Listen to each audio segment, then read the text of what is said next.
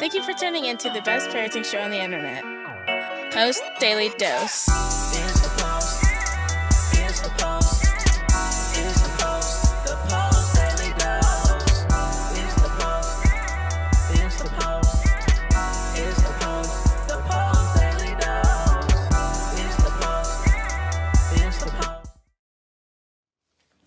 Hey there, Post+Institute. This is Kristi, Saul, the co-founder, coming at you live with the best little parenting show on the internet. I hope you guys have had an incredible day and that you are getting ready to enjoy a beautiful evening. I want to plug these two books real quick while people are signing in. From Fear to Love, that you can get it on our website. You can get it on Amazon, but if you want to get the best deal, then you want to go to feartolovebook.com. That's where you can pick this up on promotion. And then also Brian's book, The Great Behavior Breakdown. You can pick this up at, hey, Leslie, so good to see you, love. Mwah, mwah, mwah, mwah.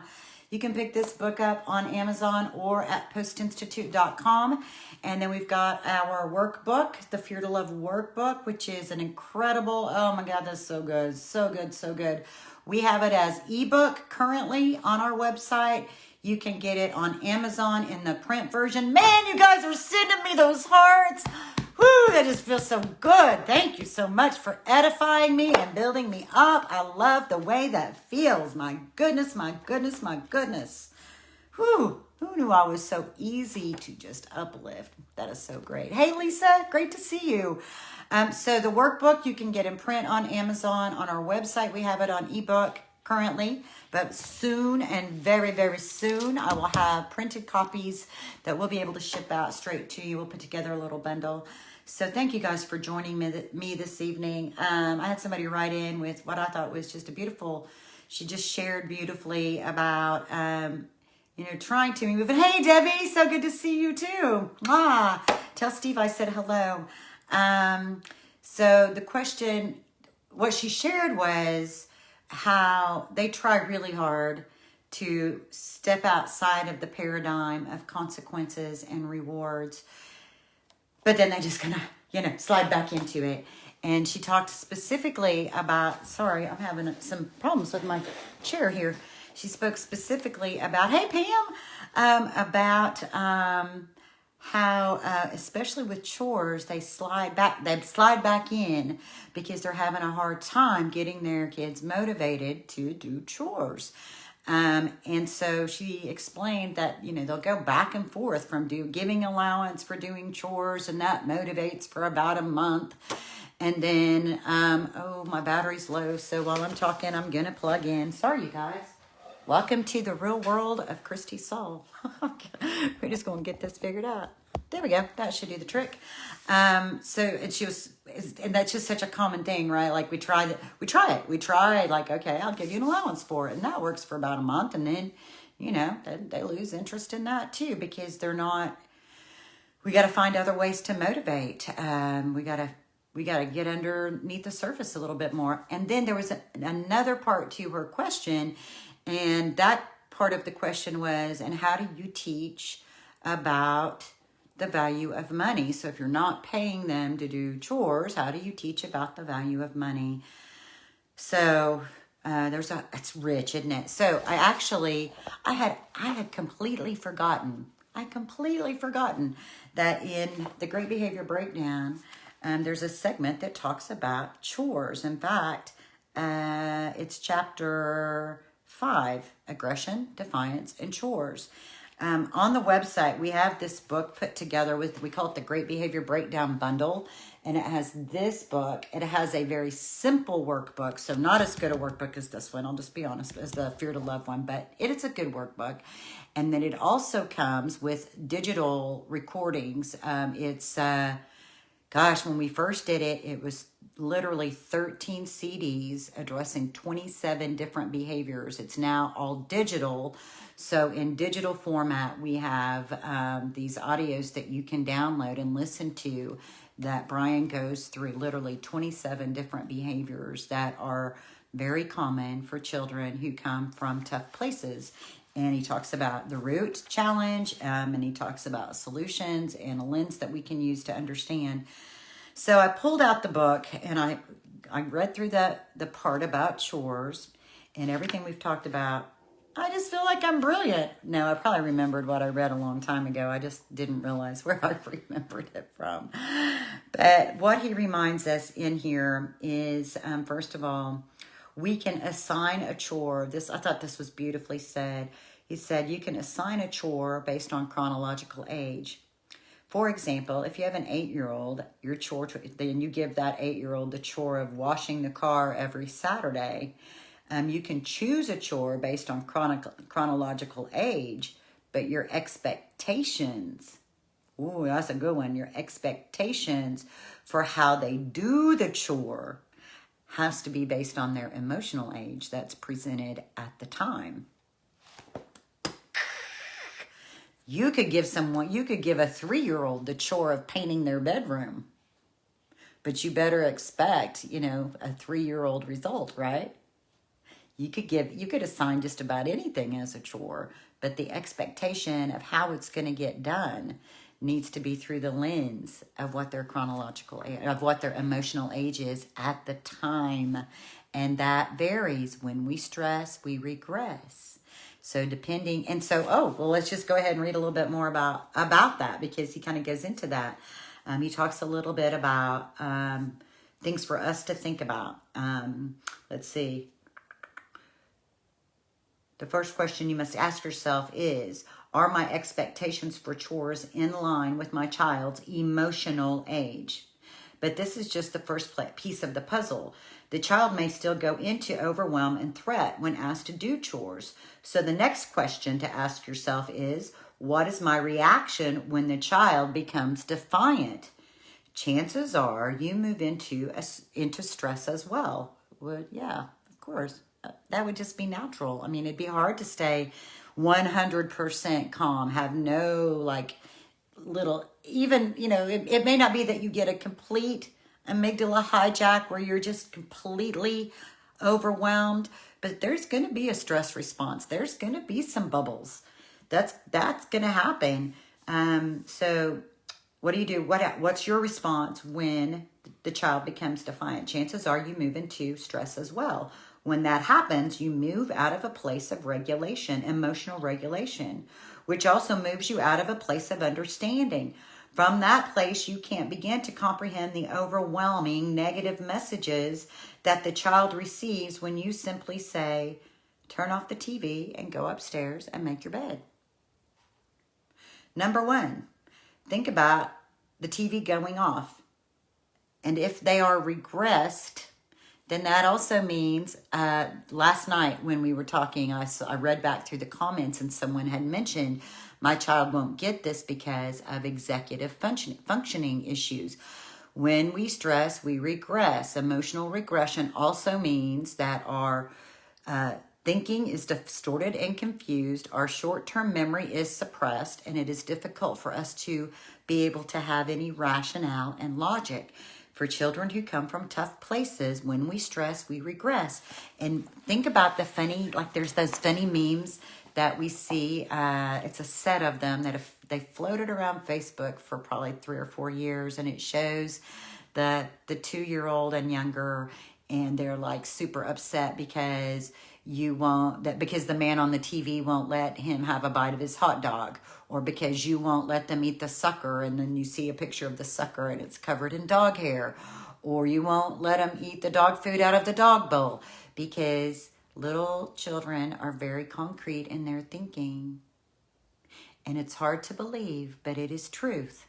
When we stress, we regress. And if your child regresses to an emotional place where they're back to that place of very concrete thinking and abstract thinking isn't available to them, they literally will think that when the TV goes off, that it may never come back on again. Wow, that's big, isn't it? I remember when Marley was really little, at night, when it was time to turn off the TV and get ready to go to bed, we would wait until the show was finished and we would say goodnight to Barney. Night, night, Barney, we'll see you tomorrow. And we would turn off the TV and we would go to bed. because there was something in her that needed the closure. I didn't realize what this is saying, but as I'm reading it, I'm like, wow. Think about all the things that we do to help little ones comprehend the world around them. And so we have to have that same lens on, no matter the chronological age of our children, because they can dip right into those places so easily. So that was the number one. Number one, think about, what's their perspective in that moment of what's going to happen if we have to turn the TV off.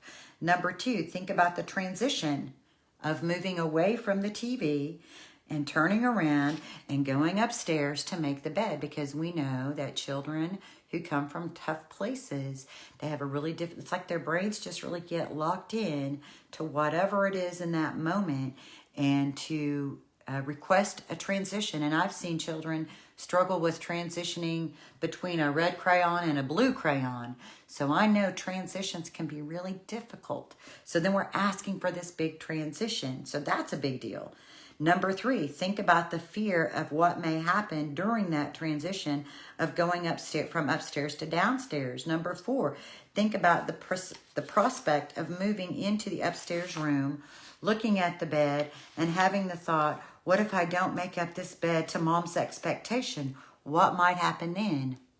There's a lot to this, isn't it? There's a lot that could be going on at the subconscious level when we think we're asking for what seems like an innocuous, is that the right word?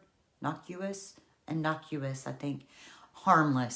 A harmless, non-threatening activity. And then all of this stuff really gets activated. Brian says, if you have a foster child, the child's immediate thoughts would probably be, if I don't make up the bed, I don't have a home. She won't love me or want me. She'll kick me out of the house. I'm going to have to go pack my bag, and then where am I going to live? All of this, I know, is illogical. That sounds to an adult. But when you're talking about fear barriers and stress, all of these thoughts become reality in a child's mind in a matter of milliseconds. Boy, that is significant, isn't it? Let's see.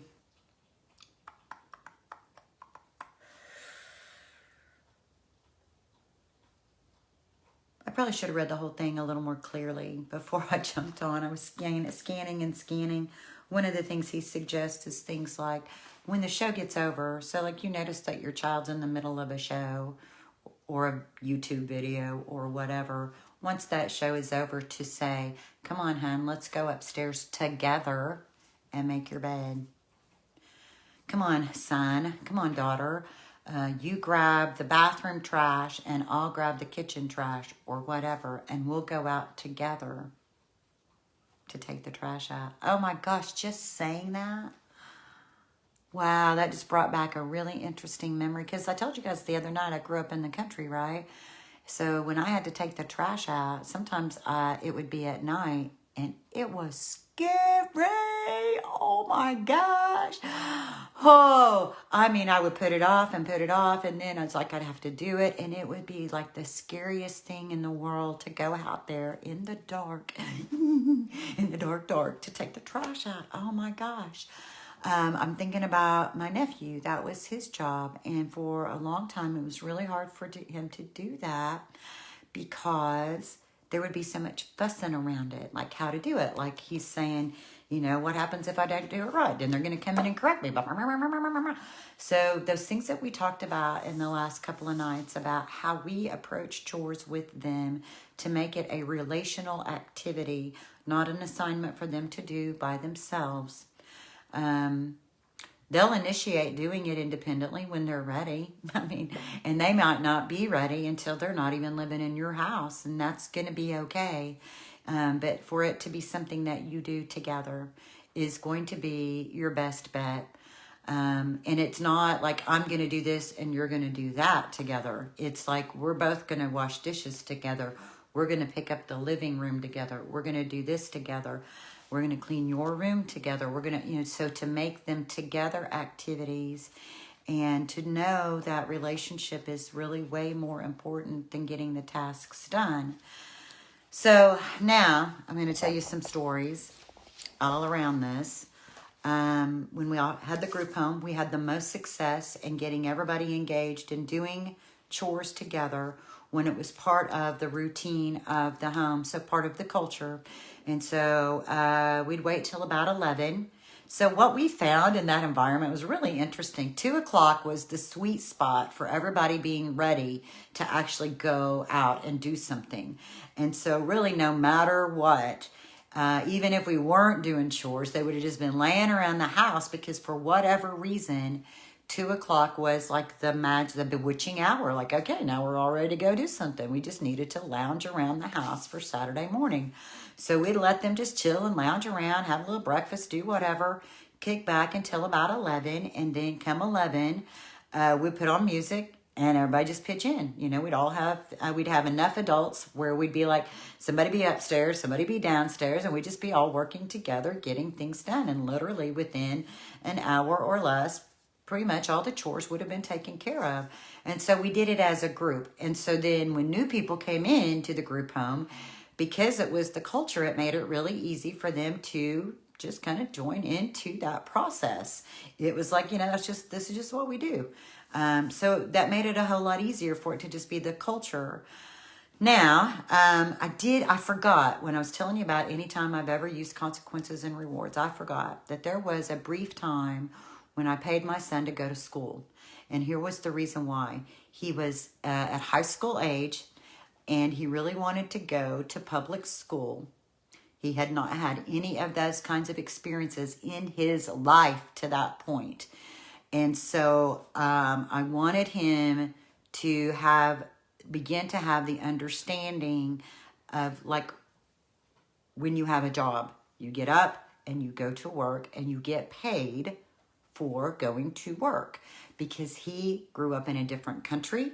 And then when he got to this country, he was in treatment centers and treatment centers and treatment centers. And then he came into our group home, and then he came to be a part of our family.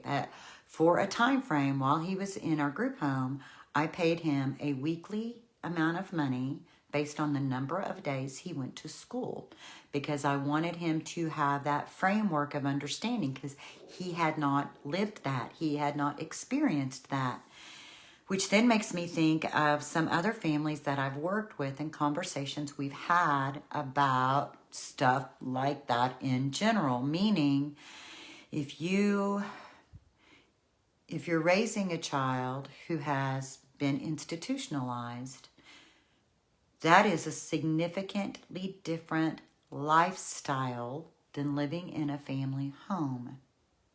And you really have to wrap your brain around how vastly different it is. But one very baseline difference is children who are raised in treatment settings like group homes and treatment centers, they have not had the experience of having adults in charge of their care who are not paid staff members. That is a very big difference, because people who are paid staff members come in for an 8-hour shift. They provide you care. That is their job. And then they go home to do what we're doing now in our home. And that is a massive gap. It is a really big gap. And it takes a lot for that to permeate the being of a person who is coming out of living in institutional setting to trying to live in a family home. I mean, maybe that's going to be like a paper that I write, or an article I write, or a book that I write to help people understand how vastly different it is, so that we can have an understanding of what our children need to be able to adjust to living in a family setting versus living in an institution setting. You know, when you live in an institution, if you hit the wall with your hand, you don't end up with a hole in the wall, right? Because most of those, you know, it's like concrete. They have like plastic furniture. So if you have a meltdown and you pick up the furniture and you throw it, the piece of furniture isn't going to break. I mean, if it's the if it's the day to clean your room and you live in a treatment center, you usually have a tile floor or you have like no pile carpet. And a lot of times they just give you a broom and you sweep all your trash out into the hall. So I had a young lady living with us, and when she decided on the days, and I never told her you got to clean your room. It was so cool. That's just some days that she would just decide she was ready to clean her room, and that's what she would do. She would just sweep it all into the hall because that's what she knew. That's what she knew to do. She didn't know how to use a vacuum cleaner yet. The vacuum cleaner wouldn't have worked in her room because there was so much debris. So she would sweep it into the hall. And that was okay. That's okay with me. So oh man, it's vast, isn't it? It's vast and it's deep. And our children, like I was saying, some of our children have lived in such different cultures than your family home. And it takes a lot for them to get used to the culture of your home. So that's one piece of it. And then we start talking about their emotional age and their emotional development and our expectations. We start talking about relationship. We start talking about making it a part of the culture that we do all of this together. And so making it something that you do together as a family, that we all pitch in, we all help out. We do it literally together, not like you have this assignment and I have that assignment. Like literally, I am in the room with you making your bed together. And if we can do that with a joyful heart, if we can do that, keeping relationship at the forefront, it's a really big deal. She asked about, the other thing that she asked about is teaching the value of money. So I'm going to go and talk about that if you guys don't mind. I know that's going to make tonight go kind of long, but let's go ahead and have that conversation. So I have been known to give allowance just for the sake of giving allowance, not about it being earned, but about the fact that our children need to have opportunities to learn the value of money. So there's a lot of different ways to do that. I wouldn't start off with a really, kind of depends on the age, kind of depends on your family structure, kind of depends on your socioeconomic status. I mean, there's just a lot of different things to filter in that. So there's things that you watch and learn. So from what I gathered in this scenario, allowance was being given once a month and it would be gone very quickly. So when you see that happen, then what I would do with that is I would break it down into being paid once a week. So I would give allowance once a week. And then I would probably look at, a lot of times what people do when they first start getting allowance or having their own money is it literally does go on quote unquote junk, just junk. And then you kind of wear yourself out. Like we kind of wear ourselves out buying junk. And so it's kind of like there's kind of a self-extinguishing piece in this where at some point, oftentimes they'll be like, okay, I'm over that phase. And now I've got my eye on something more. So the other piece is, as parents, we have to think about what our boundaries are in terms of purchasing for our children once they start getting their own allowance. Because if we want to invite them to save, then there's certain things that we want them to put on their wish lists that we don't buy. That we let them and we support them and we encourage them in that process. With my daughter in particular, I started giving her allowance at an age that for a lot of children in our world would be kind of young. And part of the reason was because I got tired of being mama.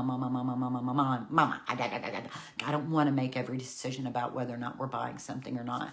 And so it became time. That was the trigger for me, that it was time for her to start having her own money so that she could be part of that decision-making process. And it was a really cool process that we went through. It was not always easy.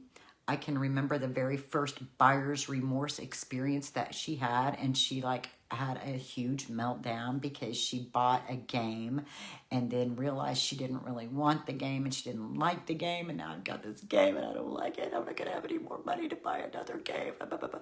So we worked through that. Thank goodness she was able to return the game and get her money back. And so that was a big learning experience for her. Shopping days and not buying days are something that I taught right around that same time. A shopping day is a day where nobody buys anything, not even me. We just go look. It's a good time. It's a good thing to do when you just don't really have like a lot of things you need to do. It's a very good teaching process. We're going to go look. We're going to take pictures. We're going to come back and compare and decide what it is we might actually want to spend our money on. So we all go, and what that teaches is impulse control. And the things that I'm sitting here talking about, there are lots of adults who haven't grown that piece. They haven't grown impulse control yet. They haven't grown the ability to make their money stretch till the end of the month.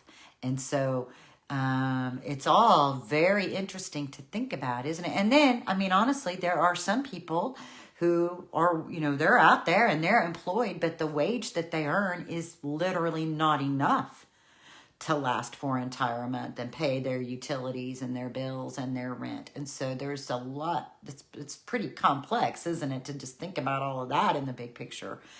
But so let's say you start with them, giving them allowance once a month, and you realize, okay, well, that's gone really quick. Then you need to back it off, because it just tells you that they're just not ready for that yet.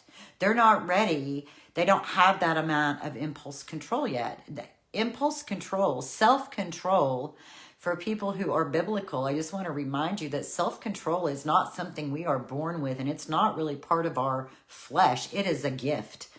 So, it's literally called a gift of the Spirit, right? So to me, that tells us that it doesn't just come easily, that impulse control, self-control are things that take a lot of maturity.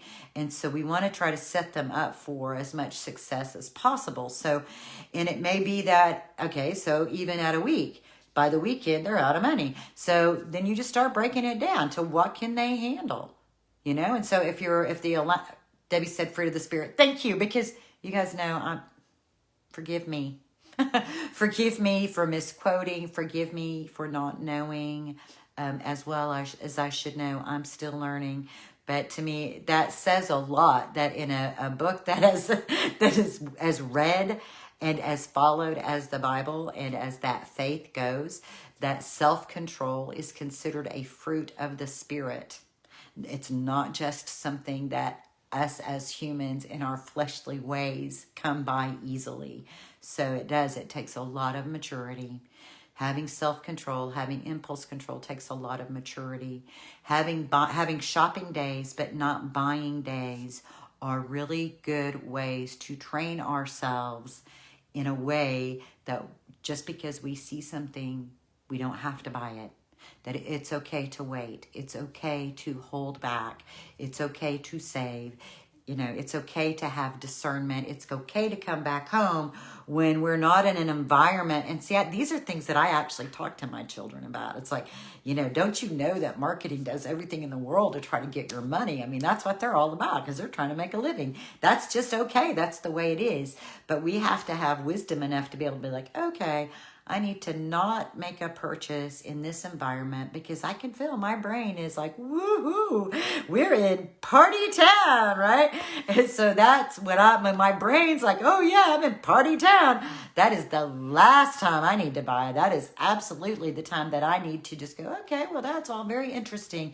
I am going to take a lot of pictures, and then I'm going to go back someplace where I can quietly look at my finances and look at these different decisions to make, so that I can make a decision about how to spend my money with a calm, clear mind, with a calm, clear thinking. So I feel like those are all, there's a lot of different little things that you can grab out of this for teachable experiences with regards to the value of money. Yeah, that whole, like, there's definitely a phase when children first start getting allowance where they do, like, just, they'll spend it all on just whatever. But that does tend to extinguish itself. And then they'll start having, like, more expensive taste just because they mature. They'll shift from wanting these things to wanting these other things. And that's just part of how children grow and develop. Now, everything I just said, then put the lens on of knowing that emotional age drives more of this than chronological age. So it's okay if you have a 14-year-old who's getting allowance and they spend it on things that you think of as junk, and other 14-year-olds are able to save their money and spend their money on and save it up to buy something that's more expensive. Your child will get there. The gap between the chronological age and the emotional age over time, the gap gets smaller and smaller. So have confidence that they're going to get there. There's going to come a point where they're able to understand it better and better. But we have to give them opportunities to learn and opportunities to try and even opportunities to fail. And when they buy junk and it breaks and they're really sad because it breaks, that is a really great learning opportunity. So all of these times when things go awry, just look at that as opportunities for you to learn more and more about your child. Also, for them to learn about the world. And so just to be comforting and loving and say, yeah, I know, baby, not all toys are made to last very long. Sometimes toys that cost a little bit more money will last longer, but that might mean you have to save up. So we'll get there. It's going to be okay. I want to read some of the comments because I can see y'all are talking and this is good stuff. Pam says, completely unrelated comment. Love your necklace. Ah! We have a stonework store that makes similar things. Oh my goodness. How cool is that? In your town? I would love to hear about that. I love like natural stone jewelry. So thank you. I appreciate that. Debbie's reminding me, Fruits of the Spirits. Yes, I like the idea. What a good plan to teach the concept, the shopping concept. Very good. Very good. Very good. Oh, since we're here, and there's a few of us still here, this is absolutely unrelated, not related at all to any of this, but I have just felt a sense of heaviness and darkness in the world. And it led me to pull up information and some statistics. And there's a couple of things that I read that I want to share with you guys. The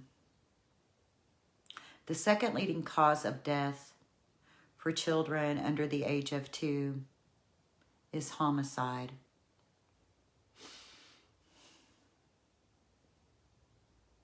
The second leading cause of death for people ages 13 to 35 is suicide. The third is homicide. That's the power of darkness in our world, speaking through statistics. I know that we get on here and we try to crack codes to try to help you guys function in your day-to-day life with your children who come from tough places. When I tell you that the relationship is more important than the task, that's why I say it. Children who have experienced early life trauma are 4 times more likely to consider suicide. So if it's already the second leading cause of death for people who are 13 to 35, that means our babies are at very high risk.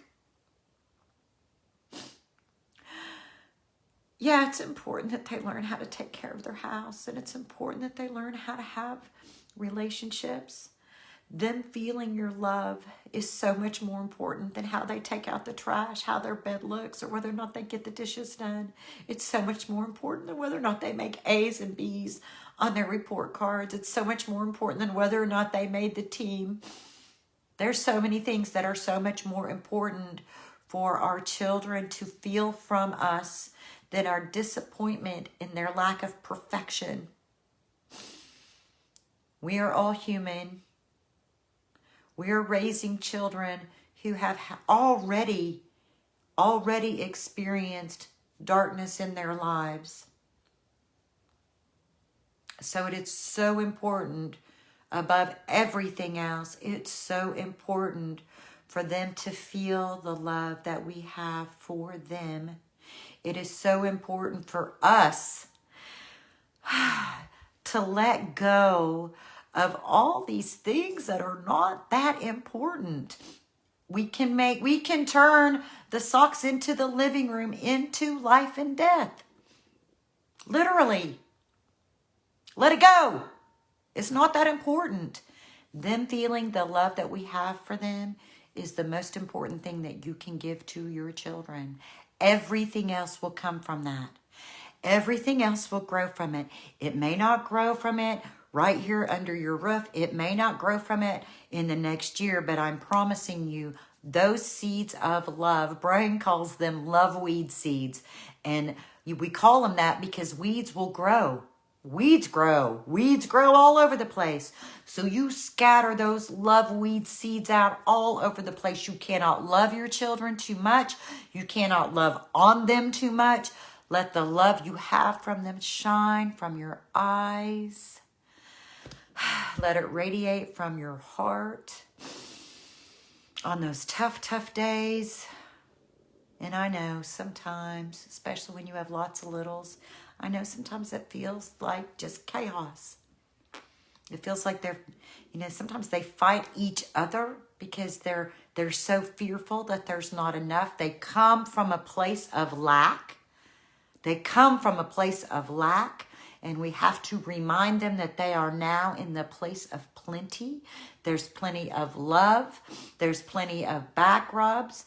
The funny thing about love, the more we spread it, the more it grows. It's one of the most amazing elements that there is known to mankind, that the more we share it, the more it grows. So I want to encourage you guys. I just want to encourage you guys to let a lot of the stuff go. A lot of the task-oriented, it's going to come. It's going to come, but it's going to come better. It's going to come easier when it's growing out of a place that love lives. So remember, at any given moment, we can act out of the blueprints of stress and fear and overwhelm, of course.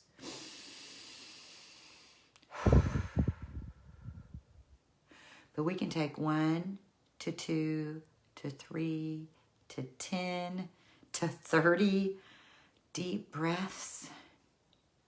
And we can choose love. And sometimes that looks like coming back and saying to your children, I'm sorry I spewed my stress all over you. I was trying to do too much.